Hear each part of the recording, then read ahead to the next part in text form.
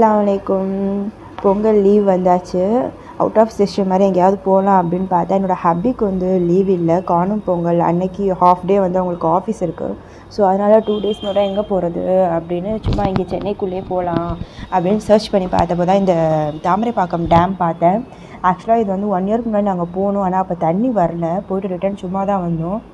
இப்போ வந்து என்னோடய ஹப்பி ஆஃபீஸ் அங்கேருந்து ஒரு 45 minutes கிட்ட தான் இருக்குது. ஸோ அதனால் அந்த ஏரியாவில் இருக்கவங்கள்ட்ட கேட்டுட்டு நாங்கள் போயிருந்தோம். வாட்டர் வருதுன்னு சொன்னனால தான் நாங்கள் போனோம். போயிட்டு நல்லாவே என்ஜாய் பண்ணோம். நான், என்னோடய ஹப்பி, என்னோடய டேடி, நாங்கள் 3 பேர் தான் போயிருந்தோம். ஆஃபிஃப் அம்மாவும் வந்தால், மம்மிலாம் வரல. எங்கள் மாம் மோஸ்ட்டாக வந்து எங்கேயுமே வரமாட்டாங்க. அவங்களால ட்ராவல்லாம் பண்ண முடியாது, வரவே மாட்டாங்க அவங்க. நான் எங்கே போனாலும் எங்கள் டேடியை கூட்டிகிட்டு தான் போவேன்.